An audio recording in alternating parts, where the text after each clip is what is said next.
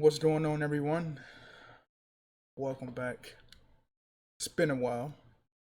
I made a video since the Bray Wyatt tribute video, but a lot of things have happened in pro wrestling since then.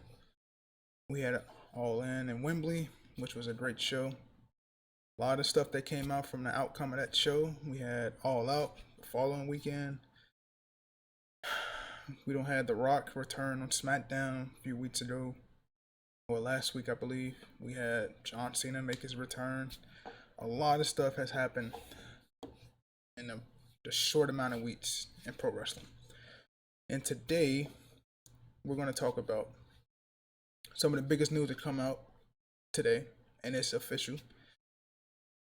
AEW's former AEW superstar original Jade Cargill has officially signed with WWE on a multi-year deal. Now, this move has been I don't think it has been like a surprise or nothing like that. I think since she lost the championship at Double or Nothing, stuff started to make sense as more and more stuff started to come out and go towards the public via Twitter and whatever. While Jay was on a break, it was a much needed break because she was running hard as the TBS champ for AEW. And this move, I think, is the best move for her in terms of her future. And I say that because I pretty much she did everything she could have done in AEW for real. If you think about it, outside of wrestle like the top talents like Jamie Hayter, Britt Baker, Thunder Rosa. I think she might even fought Thunder Rosa in the tournament to crown the TBS champion. Maybe it was Ruby Riott, but I can't remember. But in terms of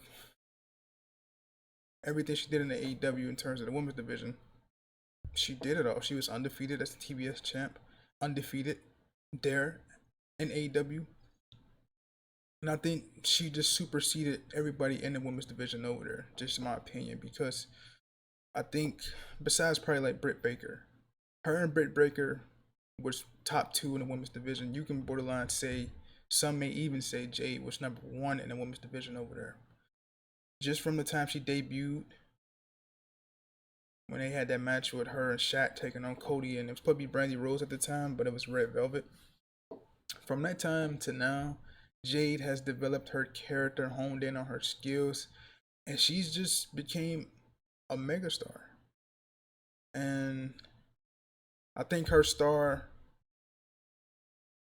was brighter than what AEW could deliver for her in terms of like outside stuff or just a bigger stature. This move to WWE, I think WWE has the resources to make her an even bigger star than what AEW was able to do. And that's not to say AEW did a bad job. AEW did a great job. They protected her to the max. They protected her matches in terms of like timing, how much time she goes out there. They helped her. She even trained with Brian Danielson, to hone her skills in the ring. She barely fought for real. She only fought when she needed to because she was that damn good in terms of her character. So she didn't need to be on all the shows fighting almost every other week or every 2 or 3 weeks. She was there when it was time to go, and that was great for her character. She's a good talker. Like I said, her character work is outstanding. And whether people want to say she needs to go to NXT to hone her skills, that may be so, but I don't think WWE brought her in just for her to be in NXT. I think she's main roster bound for sure. And if she's in NXT, she's only gonna be there for a few months, like a cup of coffee. But now, being that the signing is like September, like late September now, today is September 26th. It's a long way to the Royal Rumble. So now I can see her being in NXT for a minute. And her star power gaining views towards the NXT product on USA Network.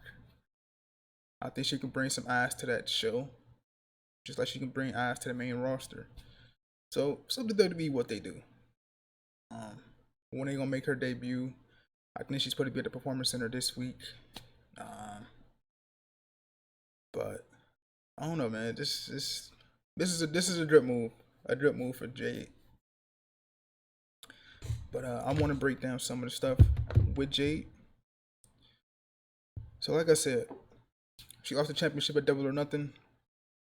Then as she was down, like the rumors and stuff started like creeping up.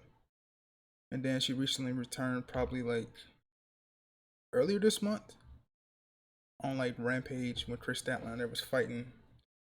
I don't know who it was. Probably an enhancement talent or something. Somebody who don't be on AEW that much. And then Jade helped fend off the people who was beating Chris Statlander up after the match. And she delivered the Jade to Chris Statlander and posed with the TBS Championship like she wanted it back. And then this proceeded to them having a match on Rampage, which would turn out to be Jade's last match for AEW, and Chris Statlander beat her. So she did a D on her way out. And then they embraced at the end of the match. But like I said earlier, AEW did the best they was able to do with Jade. They presented her in the best light. I feel like there was more. Like I wanted to see her share the ring with the other woman that not the team like the people that fight over the TBS championship, but the women who go after the AEW championship. Like Carl Sheeta, Britt Baker, Jamie Hayter, like people like that. I would have been I'd love to see her in the ring with those women. But we just never got that. But AEW did a great job with her. Um, so now we on to WWE Ventures. And how I would book Jade coming to WWE, I would have her make an impact immediately. I think her character work and just her persona just makes her that much bigger than NXT. To me, as an in-ring talent, yeah, she can get better, right? I guess everybody would say that. But me, I think of the Hulk Hogan rule of thumb, or Undertaker, how Undertaker used to say, or he always say, less is more. Jade don't need to have like no bar burner, knock down, 15, 20 minute classics. Jade don't need she don't need that. But when she in the ring with the likes of Charlotte, Bianca, Becky, Bailey, Oscar, EO, she gonna need to go a little long. But Jade has shown she can do do alright, do decent in the ring. It ain't like she's terrible, because I don't think she's terrible at all. But if you say she can go with NXT and hone her skills, I can see that. But like I said, less is more. She don't need to do too much. Just look at her. She's a physical specimen. Her character work is top tier, and her mystique speaks for itself. So I don't personally think she need to go in there and have 5-star classics. That ain't her type of skill. She don't need that. Her persona and stuff speaks for itself, speaks volumes. But yeah, she can use a little Christian in the ring, but less is more. So I can see her being able to hang with some of the top women in that division. Like I said, I will book her to make an immediate impact. And I think fast forwarding to WrestleMania, once we get to that season, the match got to be somehow her versus Charlotte at WrestleMania. No championships on the line, but I think your championship matches don't play themselves out. I think you would get Becky and Rhea probably at WrestleMania for the Raw Women's Championship or the Raw Women's World Championship. And then you would probably get EO, Oscar, Bianca, or something in that realm for the SmackDown WWE Women's Championship. And Charlotte versus Jade don't need no championship. That would be just a match for me if I was booking it at WrestleMania. So you have 3 top tier women's matches, 3 viewer draws, right? People wouldn't be like, I'm not watching that. I think you'll watch all 3 of those women matches if they were to happen. And I know this sound weird to some people, but I had this discussion with some of my friends last week, I personally will have Jade squash Charlotte. I'll tell you why. Now, I'm not saying squash in the terms of Charlotte not getting offense in. With Charlotte, she's going to get some type of offense in. But I will have Jade squash her. This way, you can have two character arcs, right? You can see Charlotte in a position that you've never seen Charlotte in before. Playing the underdog factor and her underdog story being played, being told after the loss at WrestleMania. This would bridge more of her character because you ain't never seen Charlotte in a vulnerable position. She's always been positioned in the top, rightfully so. She's Charlotte Flair, but championship match or bust, right? This makes her character have to be the chaser. This makes the people get behind her character and wants her. The people will want her to beat Jade at whenever they face again. I got them facing it at SummerSlam the next year,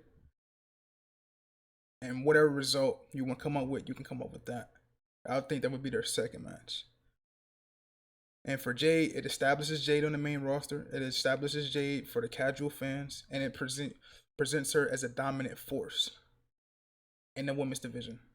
So from this win by squashing Charlotte, she can go on to hold the championship. You can have her hold the championship up to SummerSlam. You can have Charlotte beat her for that championship because everybody wants, evidently, Charlotte to break her father's record. You can do it there. I think that would make the people care that much more for Charlotte in terms of character, because you will never see her character in a situation like that because she's Charlotte Flair. So it would further flesh out her character in terms of like resilience, her comeback, all that type of stuff. I think you can build a great storyline with these two, and I think both of them will be better off with that type of story. And the squash don't diminish Charlotte. It won't do nothing against Charlotte. She's Charlotte's Flair. She's still gonna have her mystique, but I think a squash better suits both of them. Jay can be a dominant heel. You can turn Charlotte to a babyface and have the people get behind her. You know how WWE do. I don't know. I gotta go back and reassess the situation. This is what Charlotte would be saying. I'm gonna take time off. She can take time off for a minute and let Jade just build her character gradually. She ain't gotta go through the women's division. She can just be like, okay, I'm calling my shot. Whoever the champ, I'm coming for you. I'm running through you, and I'm taking that championship. And she can hold that championship like she held the TBS championship in AEW. I don't know if you put it with a mouthpiece or not, but Jade has shown she can talk for herself. She don't need no mouthpiece. But it's up to what WWE do. But I just think doing that helps both of those superstars, and it helps Jade get on that big platform and in the view of the casual fans who don't really watch AEW or even know who she is really. So that's what I would do with Jade Cargill. Now, being that the signing is September 26th, who knows what WWE would do with her, and would she be an NXT or what? But some way, some shape and form, if you can hold her off into the Rumble and make it to where people not get restless, and she debuts in the Rumble, rose immediately after Charlotte, have a dominant performance in the Rumble, and then you book that program with her and Charlotte for Mania. Have her run through Charlotte at WrestleMania. Don't have to be no 15-minute, 20-minute classic. It don't. It can be an 8-minute, 10-minute match. Just Jade squashing Charlotte and putting Charlotte on the shelf for a while. Let Charlotte take some time off and let Jade develop that character.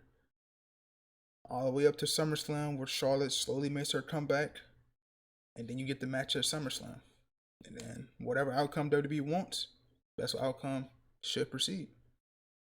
But I think it should be a championship match there as well. I don't know, but this is a monumental signing, man.